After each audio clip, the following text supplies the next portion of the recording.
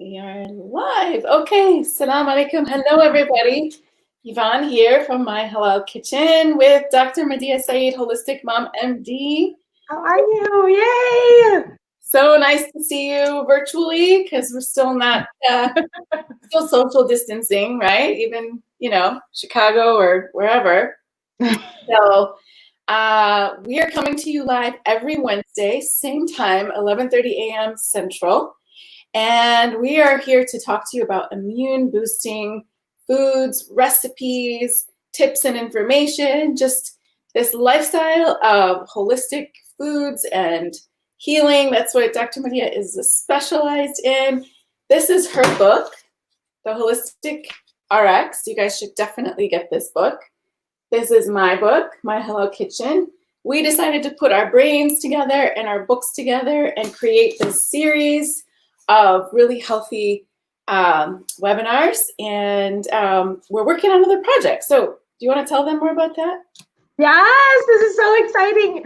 So with me with the theoretical and Yvonne with the practical, we are bringing the two worlds together because I feel like for so long these two worlds have been separate. Mm-hmm. And I really think that what we're going to be doing is we're bringing these two worlds together, where we have the medicinal and the practical all together on how we can heal straight from the kitchen, from our house, and how anything that you put in your mouth has a healing benefit. Yeah. Plus is super practical and easy, and that's where Yvonne's going to help show us the tricks and the tips of the trade. Yay! So this is exciting. For those of you who this is your first time watching, you really have to go back to our very first webinar in this series. I mean, we've done videos before in the past, like a few years back, right? When we first met, and we were really on the same page about food, and I was diagnosed as being pre-diabetic, which was really odd because I think I eat really healthy and lots of veggies, but food system, all the stuff, the ingredients that are in our food, and stress and low vitamin D. So Dr. Medea really got me back on track. I so recommend her book to really, help you understand if you have a chronic condition. You really just need to read what she says about those and how to heal your life in many ways, and not just the physical, right? No.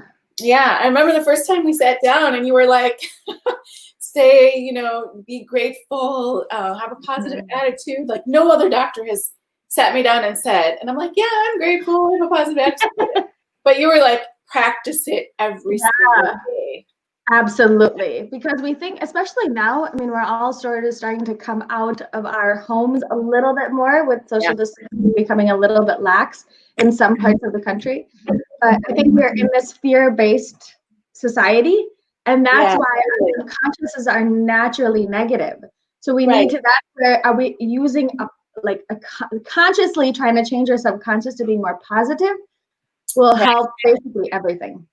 Yeah, and this is a time where people are really looking more to their health. We're looking to we can't prevent everything that happens, right? I mean, everybody's trying to be very clean, hygienic. That should be the case anyway, regardless of a pandemic. But I think we're just really we have more people have more time to look at what are we eating and to eat healthier and invest our resources, our money into healthier food. And I think that's a positive change that's come out of this.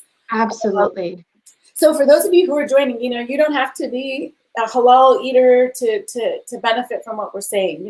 I wrote the book My Halal Kitchen to show that any cuisine could be made halal. So American food, French food, Italian, which is my background, and things from scratch, and how to empower yourself with knowing how to do these things. And I think this is, even though the book came out 3 years ago, it's still very relevant because I think even more so now, people want to learn to make things from scratch, like your homemade mayonnaise, your homemade absolutely without the alcohol for people who don't do alcohol, things like that. But just, classic cuisine. I grew up with lasagnas and meatballs and Puerto Rican food. There's so much great stuff. But, I think when we go back to the basics of anything, we look at how our grandmothers, our great grandmothers used to cook, and they cooked with the bones of the chickens and things like that. I mean, those things imparted so many minerals and vitamins into our food, which we don't have today. So that's the thing that I was trying to get back to with this book. It was like, where's the traditional cuisine? Let's make it halal, but also let's go back to the basics and do the from scratch cooking, but without being very complicated. I'm kind of a lazy cook, to be honest. I don't want to spend 12 hours a day in the kitchen. I love to cook, but I don't want to be in there. I just can't. I don't have time to do that. We got better things to do in life. So our books together. I love when you put a banner. Their books, My Hello Kitchen and Holistic RX. We're working on a project with the two combined. And last time I said it's like the two had a baby. And we're having a baby here. The project is like a combination of the two. So that hopefully you guys will see in the years to come. But for now, we're taking every week to talk about something different. So today we're talking about healing dinners. What does that mean when I say healing? Or why did we, can you tell everybody why we came up with the concept of healing lunch or healing breakfast or healing dinner? What does that mean? What that means is that every morsel, every bite, every spice, every ingredient, every molecule of that food can either hurt you or help you. Yeah. So that's what we really want. There's really no in between. Either it's going to make you sicker or it's going to make you healthier. It's going to improve your inflammation or it's going to worsen it. Right. And so as we're focusing on those ingredients, focusing on those, spices and parts of your meal that can optimize your immune system, not weaken your immune system, is really where we're really want to bring to light here. That again, I keep telling people, go back to the very first webinar we did in this series, and maybe when you're showing your food, I'll try to come up with the link for that. But Dr. Saeed goes into a very long but well worth explanation of why we have to be so careful about what we eat and how that affects the lining of our gut and what is leaky gut syndrome and like how does that affect our mood and our health and our skin and everything. So those are really important things. So that if you haven't watched that, you really have to go back and watch it because it'll make sense, right? Mm-hmm. Oh, absolutely. But you got some fun stuff going on back there. We're both gonna show some food. You've got like a buffet. Yeah, I got a buffet going. I just like last time. And I'm just going to show one recipe because you guys asked last week. We were talking about, how did we get on the topic? I don't remember. I think we were talking about pasta, and then I'm like, oh, I use this, and they're like, oh, no, I'm like, I've never learned to make pasta sauce. It was great, but Sicilians, I think we have more of like a classic way of making sauce, and I don't know, like I've never seen my grandmother put lots of veggies in sauce, but it doesn't mean you can't, but everybody has their traditional classic thing that they stick to. Mm-hmm. So I'm going to show you guys how to make a very classic, very simple, basic, quick pasta sauce for pasta. But Dr. Saeed has changed my mind on the type of pasta. So today, for the very first time, I'm using yellow lentil and brown rice pasta.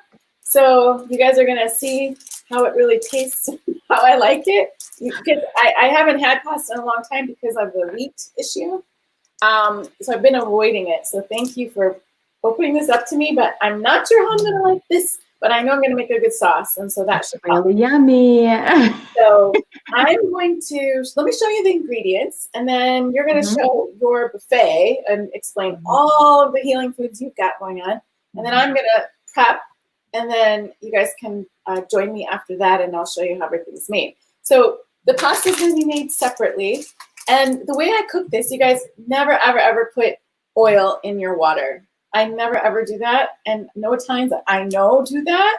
But a trick I have, instead of using a lot of water, you don't fill the pan. So I'm using kind of saute pan. You don't have to use a big stock pot because the pasta is very long. So it'll fit in there nicely, but you don't have to use a lot of water. In fact, it's even better if you don't because it's easier to just pour out and you don't need a big colander and all of that. So you don't, because sometimes Italian cooking can feel very cumbersome, but I've kind of learned over the years because, living in small kitchens and things like that, you kind of like learn to minimize your stuff.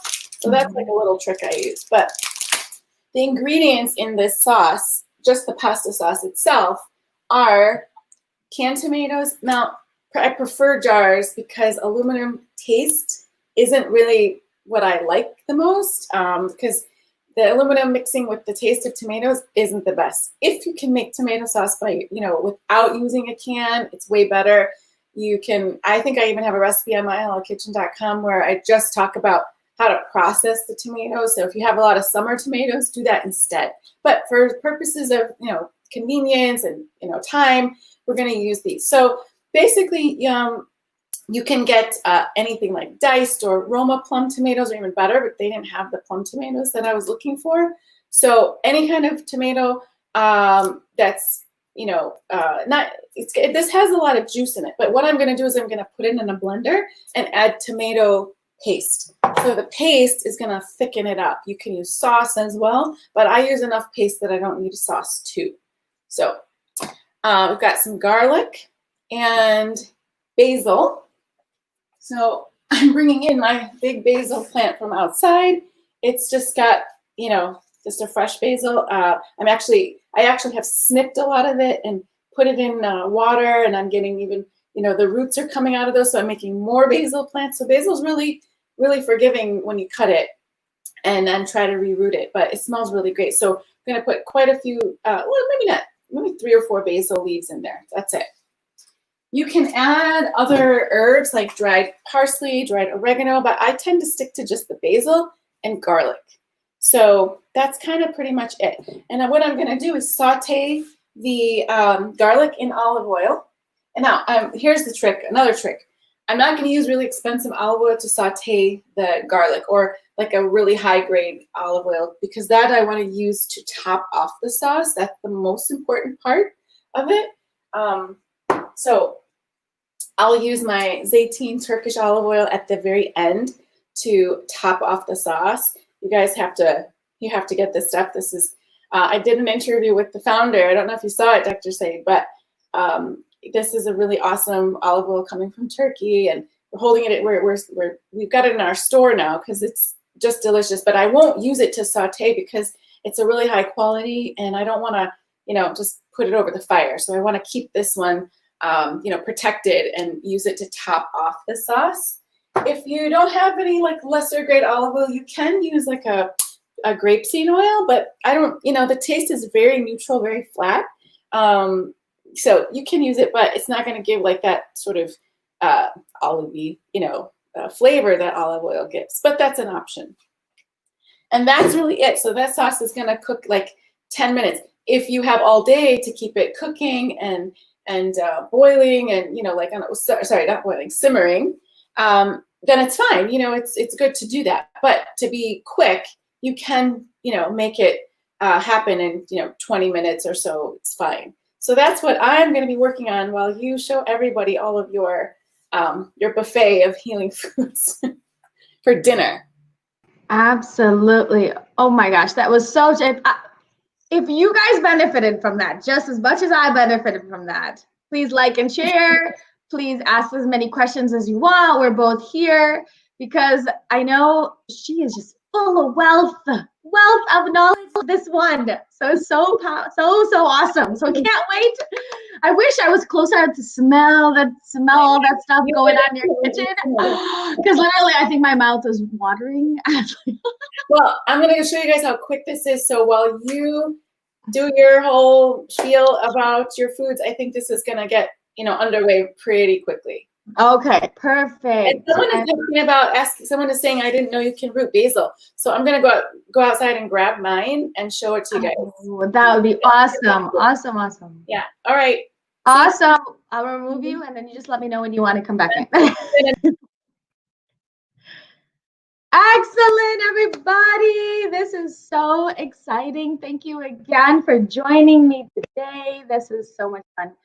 So what we're going to go through is I'm going to just do a quick snippet again of those foods that you want on your diet, in your diet. And you want to, whenever you talk about food, you want to make sure that it follows 3 main criteria. just a recap for all those people that are missing. So you want to make sure that the food that you put in your body is the most nutrient-dense food for you. You want to make sure that it helps heal the gut, and you want to make sure that it balances your hormone levels. So all of those are super important to make sure that food that you put in the body will help to benefit you, not hurt you. And so what are those foods? So I have my patients and my children and my family all focus on the foods that will help to, again, nutrient-dense foods that help heal the gut and then have that balance with your hormone levels. Those foods are tons of vegetables, clean protein, and healthy fats. And that's what I want to make sure that you have on every meal, because I realize that if I do a lot of rice or do a lot of bread or do any of these, then my family and my patients don't eat their vegetables. Because let's dive in a little bit more about why vegetables are so important. Because remember, a long time ago, our hunter and gatherer ancestors, you know that they ate more than 800 varieties of plants, basically just ate their medicine in forms of plants. And so they used to focus on lots of color and fiber and things like nutrients that are all detoxifying and anti-inflammatory. But again, there's so many different types of fruits and vegetables out there, like red ones. So in here, you're going to see some red. So in here, I have so many different reds. So here, I have a beautiful salad with some red vegetables. These red vegetables, like tomatoes or bell peppers or beets, all of those protect against genetic damage. They're antioxidants that help with cancer prevention. They help for, again, anti-inflammatory, antioxidants, and detoxification.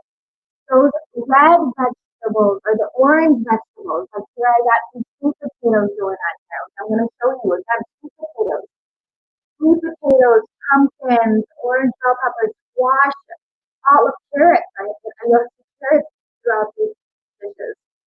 So carrots also,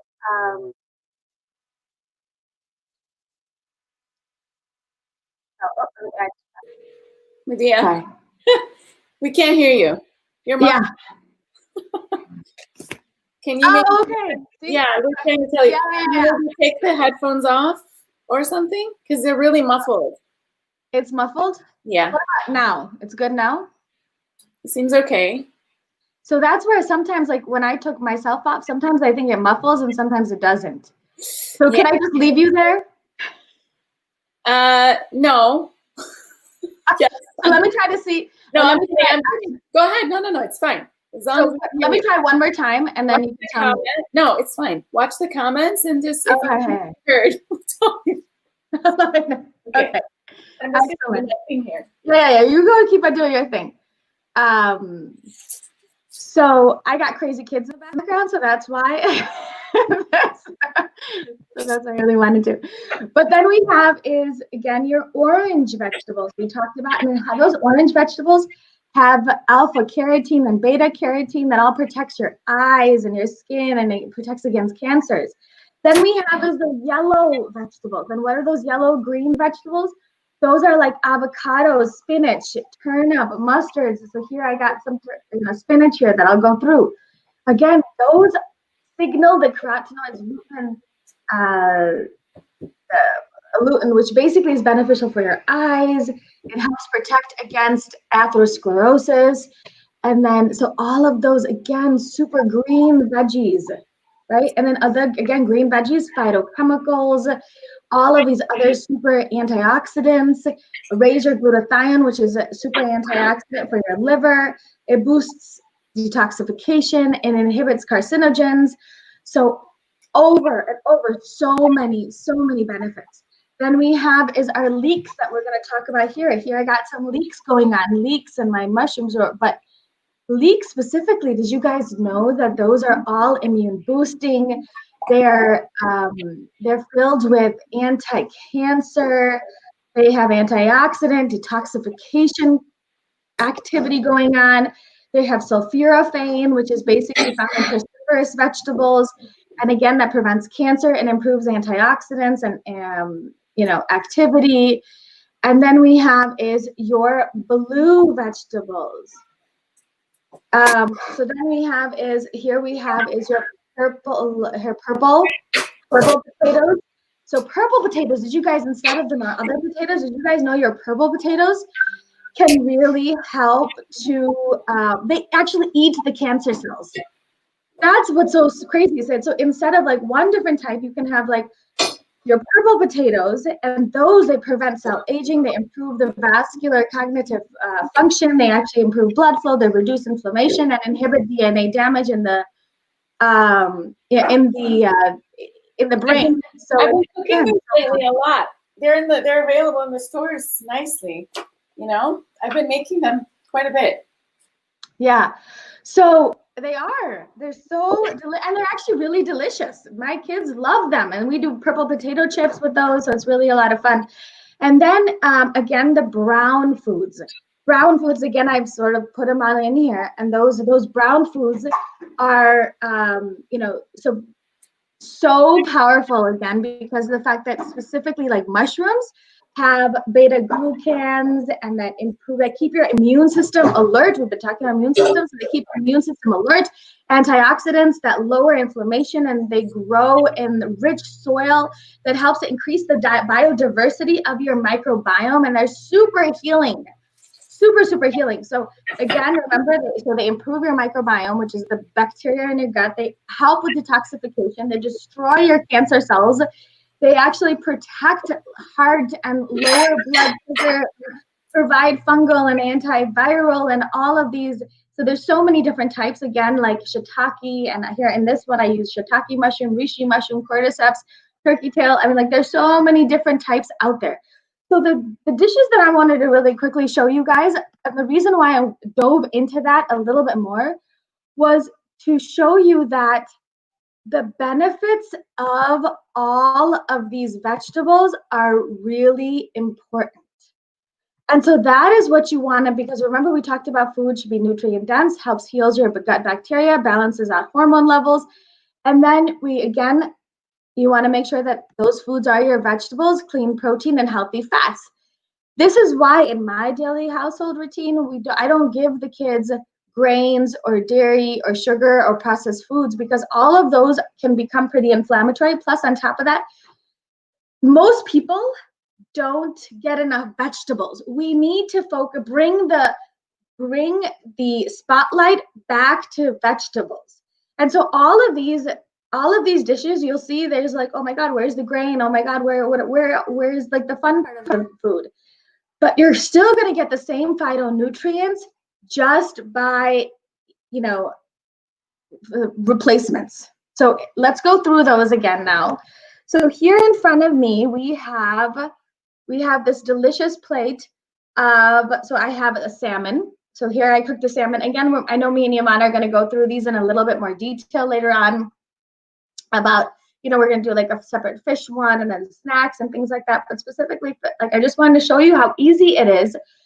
And here we have a salmon that I've cooked. Again, tons of omega-3s, really helps your mind, body, soul heal. So incorporate those DHA, EPAs, omega-3s. And then we just talked about leeks and mushrooms. And I just sauteed the leeks and mushrooms with a little salt, garlic, turmeric. And that's, again, we use a lot of turmeric in my cooking.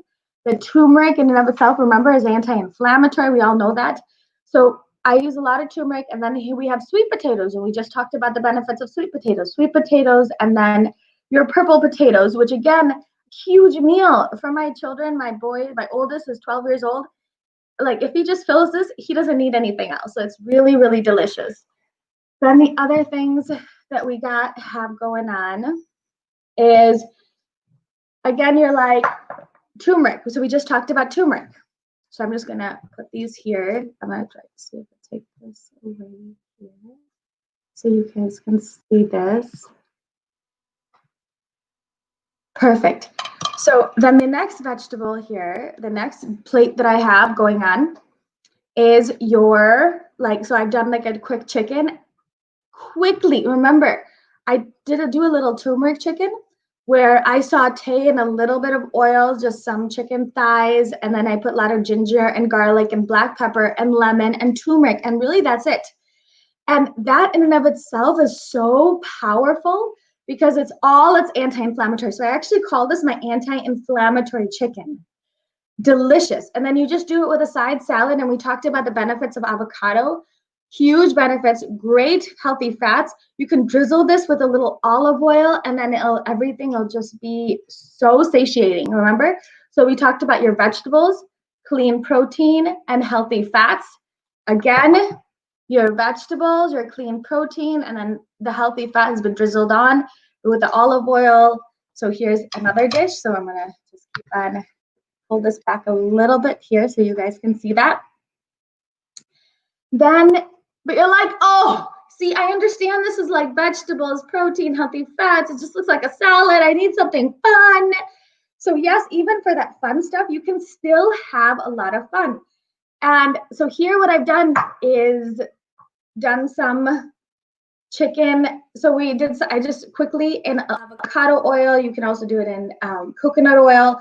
I fried up some chicken wings, just a little bit of chicken wings, just for the kids with some tons of spices. But then look what I've done with it. So just a little bit. If you guys see, most of my plate, 70% of my plate is filled with vegetables or clean protein, so vegetables or healthy fats.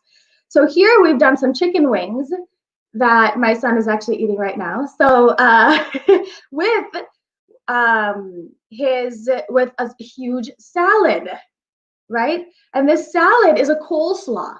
So remember we talked about the importance of cabbage. Now cabbage is one of those foods that really helps you detoxify your body and helps to lower inflammation. So in my house, I always have cabbage.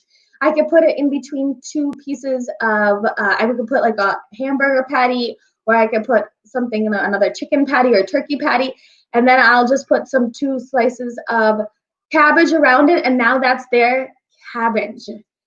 So cabbage roll, or like we call it unwrapped, like an unwich type that they have at Jimmy John's, but here we've done this. So a bunless burger. So that's what we do with cabbage. And I love to make coleslaw with cabbage. With a little avocado mayo, I'll throw in some carrots with cabbage and a little bit of honey, salt, pepper. That's it. This is like the simplest, easiest dinner, specifically when you want to have fun with something. And that's so easy. So let's see if we could just put that right there next to it. Then you're like, okay, I need to still have my fun. And this is again, so we have fun, right? We have your spaghetti. So now look how delicious that looks. It's spaghetti. So I use a lentil pasta that I buy at Whole Foods. And it does take a little bit longer to cook, but you just want to check to see the texture and the softness of it. But again, so super powerful, where you can just steam this, and we're going to talk, and this is where Yvonne's going to show us how to do this. And then with the side salad. And the last one that I'm going to quickly show you guys is that curries. So I'm Indo-Pak, was born and raised here in America, but my culture is all from Pakistan. And so therefore, like, we need our curries. And so in my house, my kids love this spinach curry. And I take like a little bit of goat. I first make the bone broth with goat. And then I'll add into tomatoes and the onions. And actually what I do, I'm gonna say this really quietly because my kids are listening. I actually put collard greens, spinach, and dandelion greens into my curries. Because why? Because the dandelion greens are super detoxifying, and it helps the liver, lowers inflammation. So, and now they're deleted. And then I actually make at home, I make a naan out of arrowroot flour. So it's 2 cups of arrowroot, half a cup of almond flour, 2 eggs, and 1 cup of coconut milk with some spices. It turns into like a pancake batter. And you can make these delicious tortillas, or make it a little bit thicker for a naan. So super delicious. So again, so many different varieties here. Like, let's see if I can pull this back a little bit more. here so then I can show you how delicious all of these meals. And I just did these quickly. I actually had some of these already done. These are easy, quick meals that anybody can do. These are healing lunches. I'll have like a picture in the comments also of, so if those people had missed some of these. But again, these are easy, quick, simple lunches. All of these look so delicious and they smell so, so good. So I'm gonna put that aside and we're gonna bring Yvonne back here. Well, I'm gonna add you back to the stream. Hey. As I pass off lunch to my son. So now this becomes lunch. So I'm gonna leave this here, and their kids will probably just come by and eat it. Isn't that the best? Like you just cook on your live episode, and then you have food for. Yeah, I've done. Like he actually, he just came up right now for dinner, for lunch, and so he's like, "Ooh, can I have one of those?" I said, "Wait, let me show you first." So that just proves that this can be, lunch or dinner, depending on where you eat your biggest meal. I actually prefer to eat the biggest meal in the morning, in the mid-afternoon. I don't like to eat too heavy at night, but so those look so delicious. And are we gonna have those recipes somewhere? Yes, we're gonna start. We have. Okay, you want to take it? Good boy. He's probably happy to do that. Oh, he's so excited. So, okay, where will the recipes be? Because I know people. So I have. I'm gonna post a link. I do have some of these. One, I have recipes in my book at the back of the book, and then I have recipes on my social media. And on top of that, I'm gonna post a link for my healing bundle that has 25 of my recipes that you guys can start with right now, and has a lot of these recipes in there. Awesome. Perfect. I'm gonna take myself off screen so then you can. Okay, sure. No, you can stay. You can join me. It's fine. Okay. Because you have to add lib to everything I'm saying. Well, okay, so I made the pasta and it cooked really well. You guys are witnessing the first time I'm doing this lentil pasta. It says that the ingredients are lentil flour. I can't read it now because it's like very clear. Where did it go? Oh, there it is. Organic yellow lentil flour and organic brown rice flour. Wow. Yeah, there's so many different varieties out there. I know, yum. So it doesn't have a cooking time, but typically a bag of spaghetti pasta like this is like 10 to 12 minutes. Mm-hmm. I kind of eyeball it, but I also go al dente. So I'm pretty much done. While you were talking, my pasta was cooking. Oh my gosh, how easy is that now? So this is how we always do our pasta. So you get your big bowl, right? And American pasta dishes are way bigger than the Italian ones. If this was being served in Italy, I think it would serve about 6 people. Okay, so please don't mind the portion. I'm just showing you because I cooked an entire bag. But in Italy, pasta wouldn't be served as a huge main dish, and I think that's much better. So I would serve this entire dish with a side salad, maybe a couple pieces of chicken, something like that. So there's some protein as well. But to the bottom of the bowl, we add some olive oil. So I'm going to use that really good Turkish olive oil zeytin that I talked about. And it's available in my online store now. So I'm so happy that we're able to collaborate with them because they're getting this olive oil from Turkey. And look, I want to show you guys this color. It is beautiful and golden. That's how your olive oil should look. Okay, so I put a little bit at the bottom. That way the pasta doesn't stick either. You never ever rinse it. Never ever. Do not rinse it. Do not salt it. Do not put oil in the water. Nothing like that. So I've basically taken out most of the water and just going to stick it in the bowl so that it doesn't stick. And just kind of twirl it around a little bit. Don't break it. Just twirl it around. These are really good to have in the kitchen, these tongs.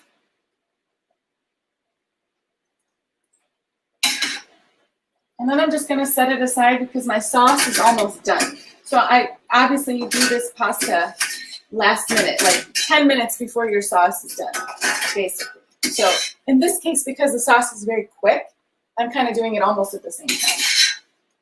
But I definitely start the sauce first. Okay, so there we go. And make sure the olive oil, is nicely, covering the pasta. So just, have your twists and turns and make sure you do a good thorough job of that. Okay, so while it's still hot, don't cover it because it'll get mushy. Leave it somewhere. Now let me go back to my sauce. So while you guys were talking, what I did was I took 1 can. So this is enough for this pasta dish. So you can do more sauce, but we don't do a very saucy pasta.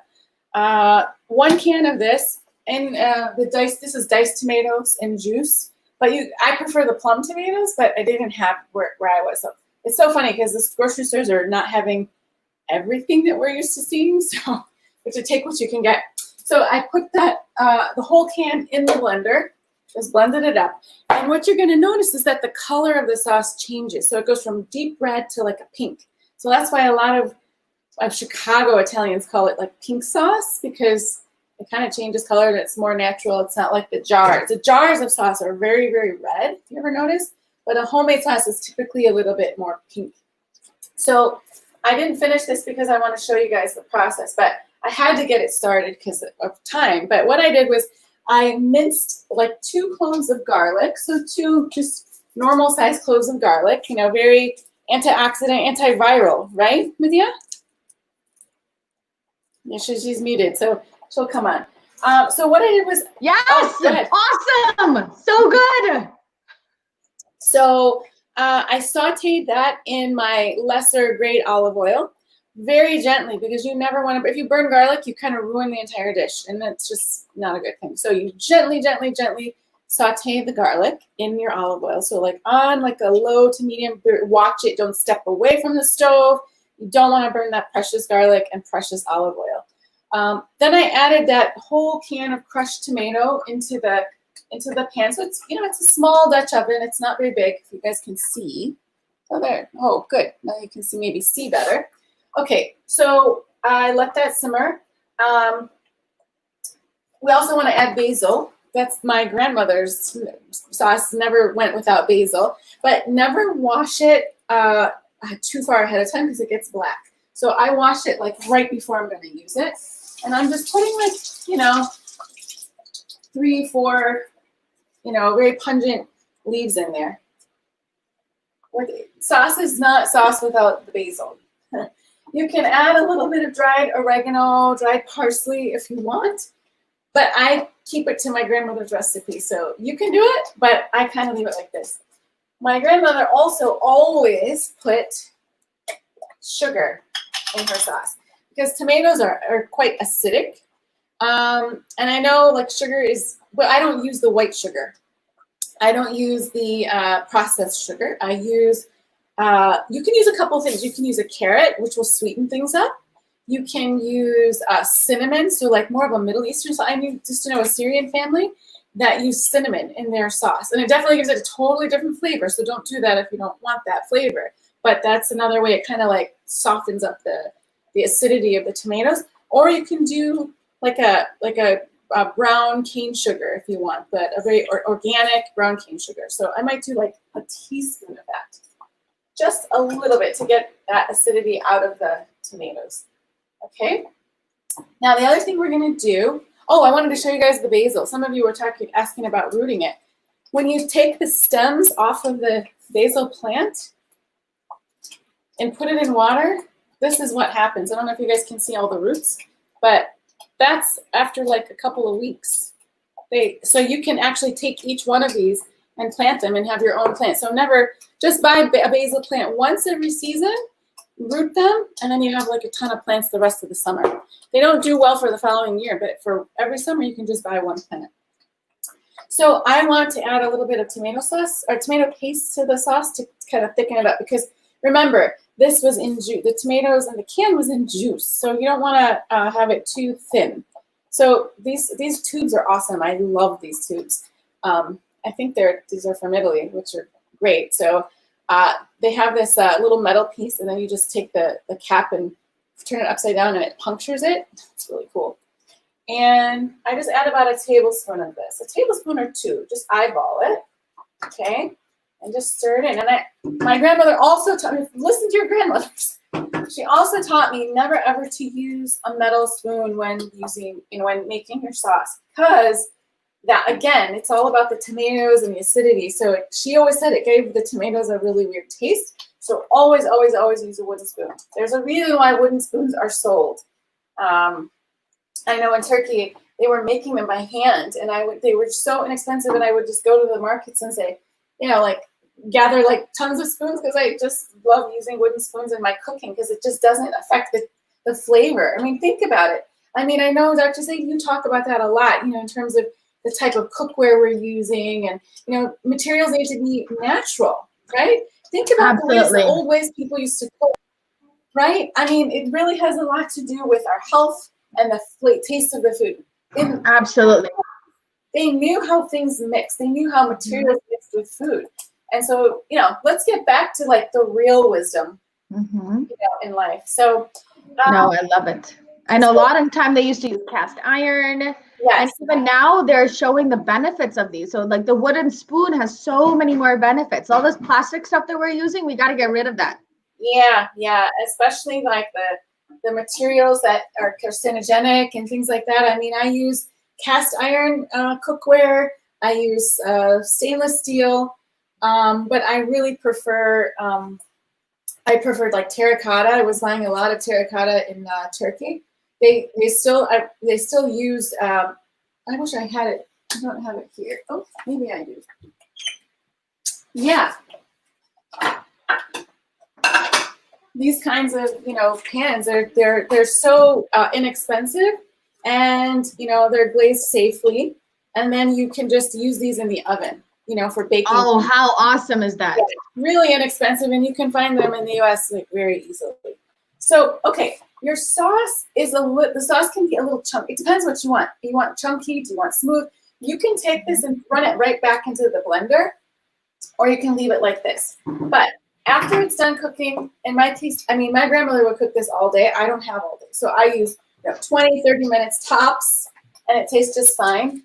And the thing that you must do at the end, no question about it, is when it's almost finished, you have to add about a tablespoon of this olive oil. Again, I'm using this. Ooh. And just watch it. Don't take your eyes off it.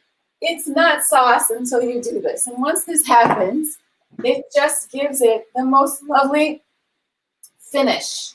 It's not oily. You're only doing about a tablespoon, but that's where the flavor is. That's where the flavor really. And that is so powerful. Oh, delicious. Because let's go back to like figuring out, I mean, olive oil is one of the most healthiest foods on this planet Earth. Yes. It's filled with antioxidants, polyphenols for your brain, lowers inflammation, HSCRP, which is an inflammatory marker, and even cancers. It helps optimize your gut health. It lowers, these bad bacteria like H. pylori, reduces the risk of heart disease, lowers blood pressure, basically on and on and on. So it has so many anti-inflammatory properties, and it's really good for your immune system. So adding it in is so important. Yeah, and the tomatoes too. I read a study once that talked about how it was about sunscreen, and it was saying that a lot of the sunscreens that we have are not very healthy. They actually block, important. Well, I don't know about what it's blocking, but the science.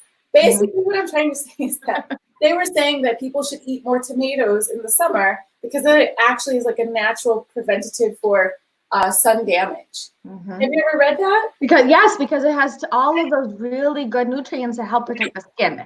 But again, I have to put a warning out there. There are some people that can't tolerate nightshades. Yes.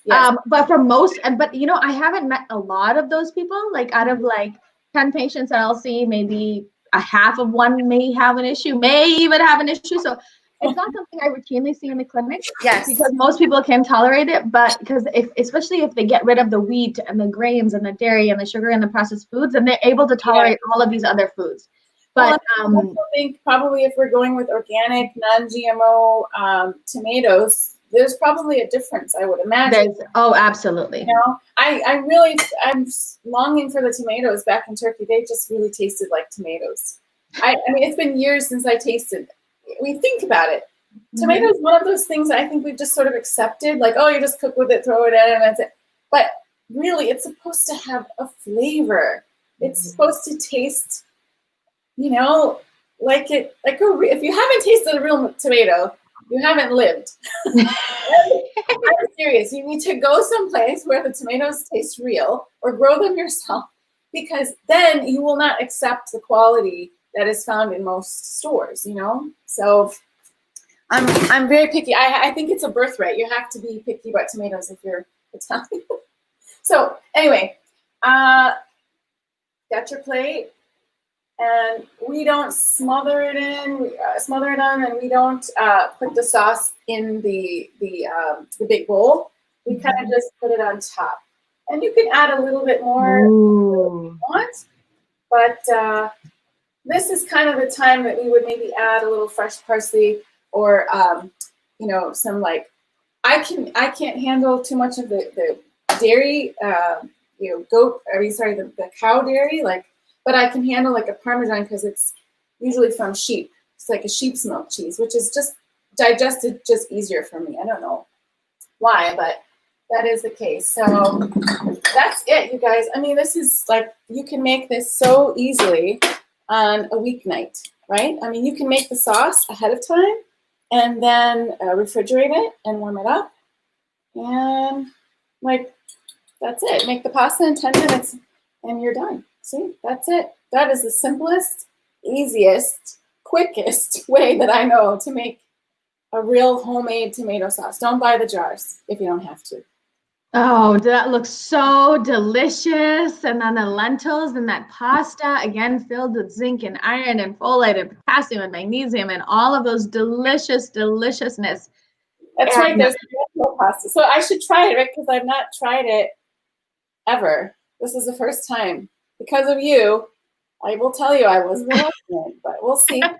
Well, then I don't know about this one specifically, but so you can let us know how it is. But I know this one here is, I'll be sharing, like, look around like a dinner date. Look at that. Oh, it's pretty good. You can't really taste the difference.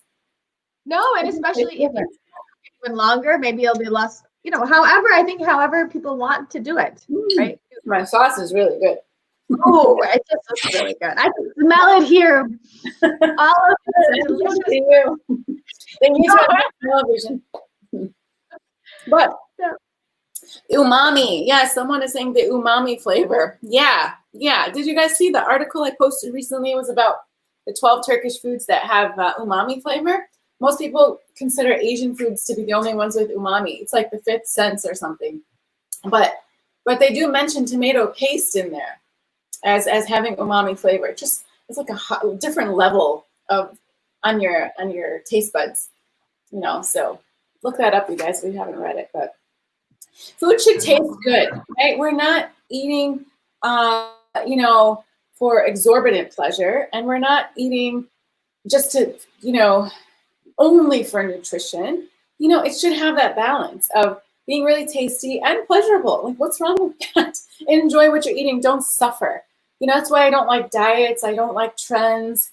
I just want real food. I'm really picky about traditions and, you know, having things taste the way they're supposed to taste. And not, you know, I don't want to compromise on that. Because there's a reason why we were given our taste buds. There's a reason why foods have different flavors. Why, you know, why accept anything less than that? I think. That's my soapbox. Oh, love it. I like your soapbox. I'm not fond of olive oil. What's the best olive oil you can suggest that is not heavy and dense flavored? For pasta? Are you asking like to make pasta dishes or just anything else, and anything specific, anything in particular? Maureen? Maybe she can tell us. Because I don't know, for it depends on the cuisine, I would say. I would say if you're making, you know, an Asian-inspired dish, you can use coconut oil, right? Extra virgin coconut oil. What else would you suggest? Matia? I mean, I think I really feel that. I mean, I think if she's using a really good quality of olive oil, she shouldn't find that She doesn't that it like has the habits. Oh, if you just don't like it. Yeah, she doesn't like it. So what would you suggest in here? So like there's avocado oil. I know that one. So for those people can't handle a lot of that taste, I know avocado oil still gives a butteriness that you want, but then not the heaviness of the taste. And that's Someone when said, made a comment that grapeseed oil is not that healthy. What would you say about that? So I don't use a lot of grapeseed oil. It is a little bit more refined. So what I try to do is I just stick to like the olive oil and the avocado oil and the coconut oil, because remember I'm using a lot of cooking and that doesn't have really a good high heating temperature. Mm-hmm. But again, olive oil is 10 times better. Avocado oil, coconut oil, I have, ghee. this is how big of my olive oil, and I went through it in a month. Look at, yeah. Mm-hmm. Oh my gosh, wow. Yeah, I mean, that's how much olive oil I use. In comparison to the grapeseed oil, I bought that and I've used like this much of it. I mean, in Turkey, my bottle is about this big, and it's from a neighbor. I mean, it's just, I think it makes your skin nice. I even put it on my face sometimes. I mean, look, any I think natural product coming that's unprocessed and unadulterated is really going to be the thing. Mediterranean diet is very popular, but it's not for everybody. I don't like that they use this, sort of tablecloth idea that like, oh, Mediterranean diet is the best in the world for everyone. It's wonderful. It's variety. There's abundance, but it's not the whole world. I mean, there's parts of the world have amazing foods and all natural things. So I think we have to just, find what's suitable, like where we live, what's available and unadulterated. Yeah. Absolutely. Oh, so I was really muffled. I'm going back to these comments. I guess I was muffled. Were you able to hear what I even said? Well, yeah, it was when you were doing the food, but I think you went back to it and repeated. Oh, my God. Extra virgin olive oil, when refined, is kind of suitable for desi cuisines. This is if you don't like its taste.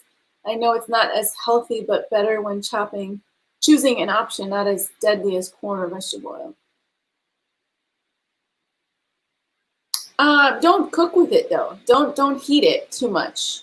That's my only worry when they say that, because you don't want to use extra virgin for high cooking. Like if you're frying chicken and all of that, you don't want to use it for that, I would say.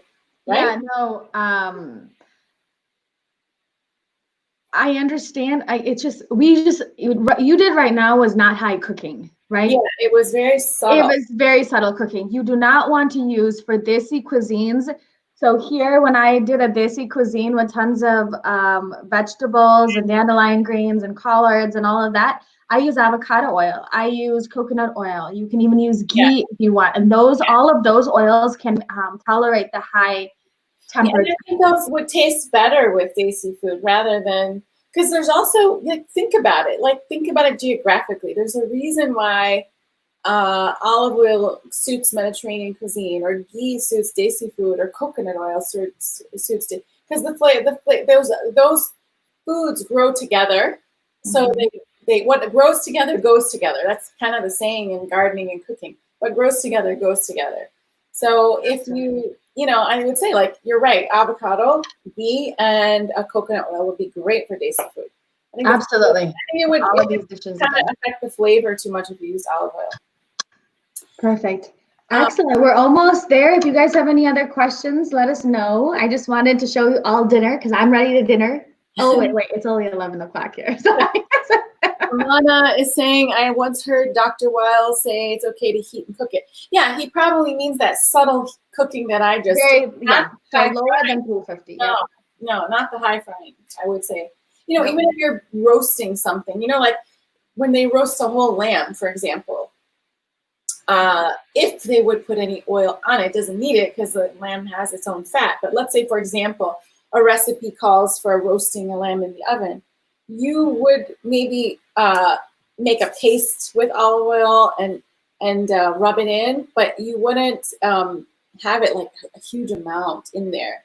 So it's just it's not that deep frying or heavy high heat that No. I'm talking about. And especially desi cooking. I know desi cooking, and that takes a lot of time cooking and under really high heats. So you want to make sure. And I know yeah. So there are, it's too dense. What would you say to that? Do you think it's too dense? So again, so we do pakoras in my house. We do a little bit of frying in my house. So if I do, I don't mind the coconut oil for frying, but for like pakora, which is basically like this chickpea like hush puppy, I guess you would say, made out of chickpeas. So that's what I do fry, but I do coconut oil. My mom hates coconut oil because she does feel like that she doesn't like the taste. Mm-hmm. But so that's why we'll do the avocado oil or even the ghee for that, for those people that can't tolerate. So there's lots of different options for high heat. And I have to see if I have avocado oil.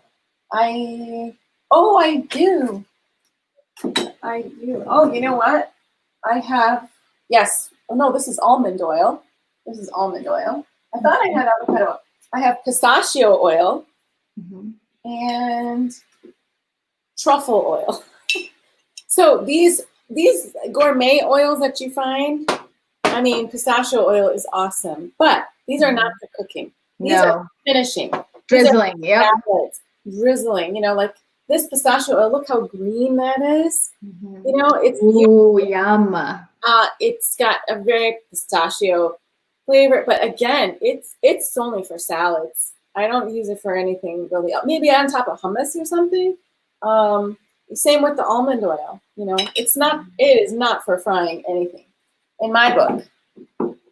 So these gourmet oils are nice, but just keep in mind they have a different utility than your everyday cooking. So I thought I had almond oil. I'm gonna have to get some of that. Any other questions?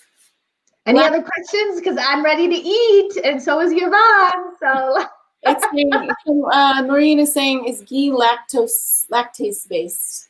So what happens is that they've taken the lactose and stuff out of it. So those main milk solids they take out of it. But if you do have so people with sensitivities usually do not can tolerate it. But in my house, because I know I don't tolerate that well with milk and dairy products, I try to avoid it. But again, remember the quality is really important of even the ghee, because if it's grass fed, again, a lot of people will not react to it as much.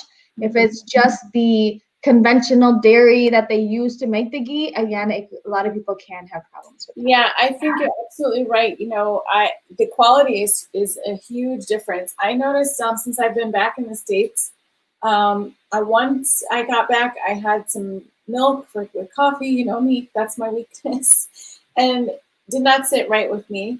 But I got the Parmalat milk from Italy. They have it here in boxes. You know, I'm so used to that in Turkey. You know, most of the milk comes in the box, but I don't know if it's because it's Italian, like the cows are different or whatever, but my body can totally tolerate this, and small amounts. You know, I don't have a lot of dairy because of my allergies and things like that, but it's hard for me to do almond milk every day in my coffee. But there's a difference in dairies. There's a huge difference between organic and conventional, and you know, then the European. It's totally. It's a huge difference.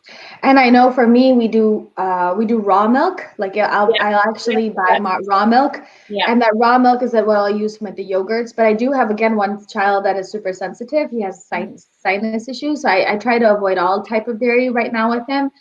But then again, you add it in. It's just a little bit goes a long way. Yeah.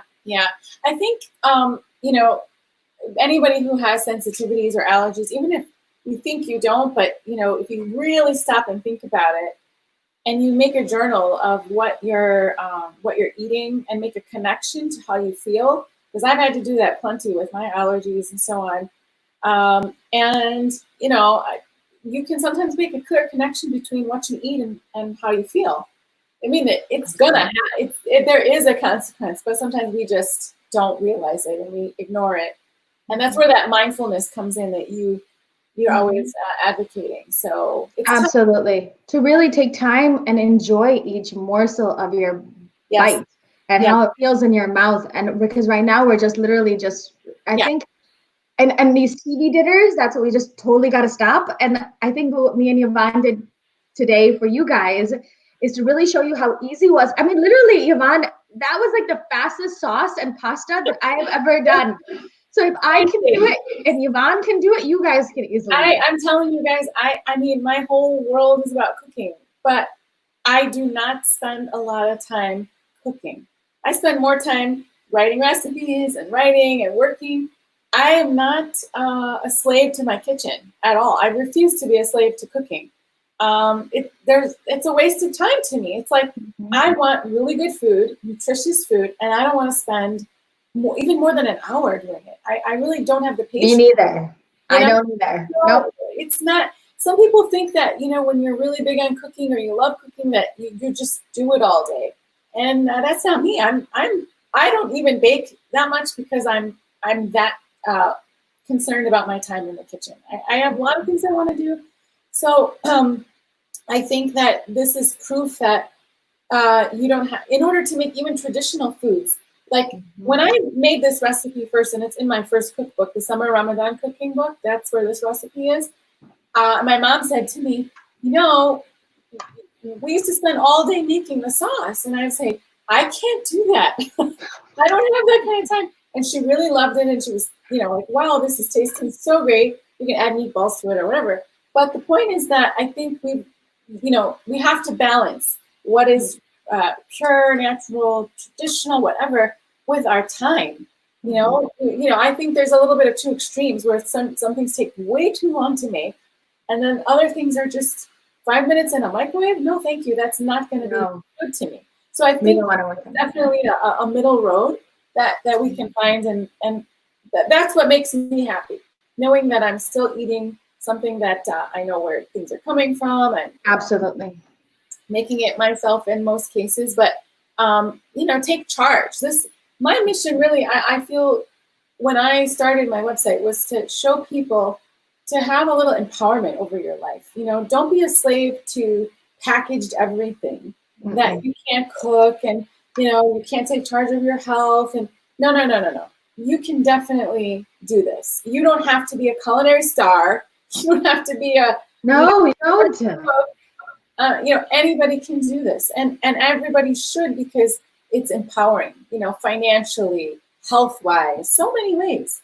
Why wouldn't you? It doesn't mean that you're going to be a slave to your kitchen. It doesn't. No, and that's what I really wanted to reemphasize and show you all of these different meals that we've cooked. And Yvonne did in like minutes. And what I've done, I cook for a family of 8 on a daily basis. And on the weekends, it goes to 8. Every day, there's 8 people. And so I'm doing 90% of the cooking. I'm doing 90% of the cooking for 8 people, 4 boys, 12, 9, 7, and 5, right? Plus, and boys, they say they just eat. You're like, no, I need to give them the carbs, and I need to give them all this junk to keep them filled. You don't. Because and this is what I really wanted to show you, that I did this really fast. This was so super easy. I did the protein, the vegetable, the clean fat. And look how delicious these meals look, that your kids will be like, that's all they need. So my question is so fast. What time did you start doing this? And because you came to this webinar looking totally put together, and like you had never cooked a thing this morning. So what time did you start? How long did it take you to make? So I have to tell you, a lot of this I've had yesterday, the day before, so like this fish I barbecued yesterday. I did it on the barbecue on a wooden plank. So this is actually cedar plank salmon. Oh, nice. That I barbecued. And then I did but then the rest of them, and then the curry we did last night just for dinner. But then all of these were as fast as, so all of these were fresh this morning, and it took minutes. Like I'm telling you, not minutes. Okay, fine, I'm gonna exaggerate. But all of these, probably a half an hour, because in one pan I had the chicken going. The salad is so easy. One pan I was just boiling the pasta. And then the other one, I was just cut the salad. So do you see how like it's really simple? So people need to watch our other episode on shopping, right? Because if you're going to ask that question, well, you know, you have to be really organized to do a lot of this stuff. So the thing is, if you watch one of our previous episodes where we talked about where we shop, how we shop, I think you'll get an insight into your brain. You know, cooking for 8 people, shopping for 8 people. I mean, that's a serious challenge. I don't have that challenge. And, you know, we have both types of families watching. So I think, you know, all the little tidbits are very helpful. But in any case, the bottom line is, you know, take control of your health, take control of your life, and, you know, incorporate things that are healthy and delicious. And, you know, you're going to feel better as a result. Absolutely. Absolutely. Because you can easily optimize your health with healing dinners. Yep. And we're going to be doing this again next week. I think we're going to do snacks next week. Yes, we're going to talk snacks. We're going to talk snacks. Munch, munch, munch. I'm not a big snacker, I will tell you. So I'm not a snacker either. But there are things I make when I'm just not into eating too much, and they're kind of snacky. But you know, we're gonna tackle this. Yeah. This is so exciting. So we're gonna talk snacks and what you guys can do. If you guys have questions and comments, write below. And if you have any requests on what you would like to see Yvonne cook or me bring to the table, give us ideas of what you want us to make, because we really just we come up with our ideas, but then we take into consideration what you guys want us to show you. So please do that. Let us know what you'd like to see, what you'd like to learn, and we're going to be here every Wednesday just for you. Yay! This is so exciting. Thank you so much. Bye. We will see you guys next week. Take care. Salam alaikum. Bye-bye, everybody.